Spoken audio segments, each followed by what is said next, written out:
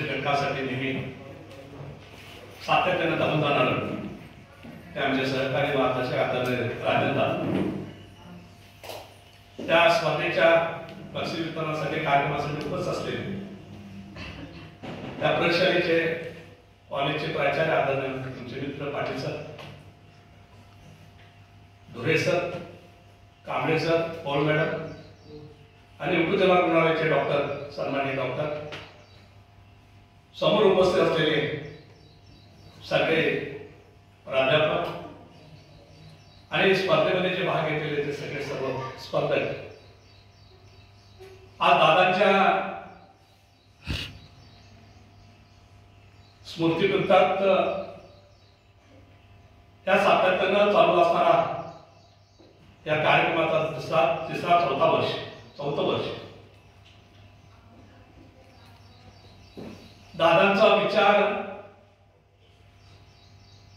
गडिंग्लज तालुका आणि कोल्हापूर जिल्ह्यामध्ये दादा ज्याला समजलं तर निश्चितपणे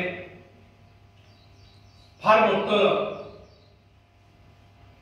कर्तृत्व आणि नेतृत्व त्या कोल्हापूर जिल्ह्यामध्ये होऊन गेलेलं एक संपूर्ण दादांचं नाव. आज आम्ही पाठी वळून पाहत असतेवेळी राजनदादाने आम्ही दुसऱ्या पिढीचे दादांच्या दुसऱ्या पिढीची माणसं, दादांचा विचार समाजवादीने तत्वनिष्ठ सर्वसामान्यांच्या प्रश्नासाठी भेटणार आणि संपूर्ण विरोधाला विरोध, चांगल्याला विरोध करणार बंडखोर असं नेतृत्व समाजवादी नेते आम्ही त्यांना जोडून पाहिजे.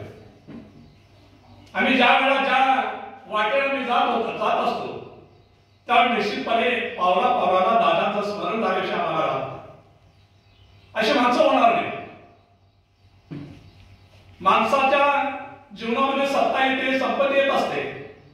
सत्ता आणि संपत्तीच्या पलीकडे जाऊन दादाने काम केलं.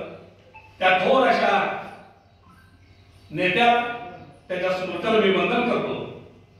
आणि असाच विचार राजनदादाने हा विचार सातत्याने गडिंग्लज तालुक्यामध्ये ठेवायचा प्रयत्न केला.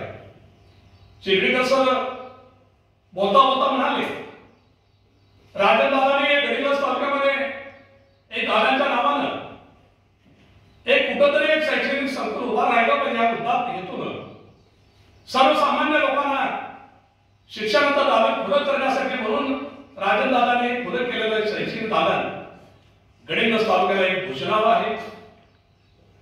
चांगल्या पद्धतीनं गोरगरिबांची मुलं या ठिकाणी शिकत असतात.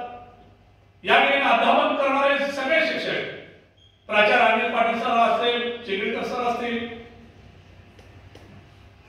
धुरे सर असतील आणि हे सगळं आता दादांच्या बरोबर विचार म्हणावं लागेल. राष्ट्र सेवा दलाच्या पावला विचारावर चालणारे हे कॉलेज आहे.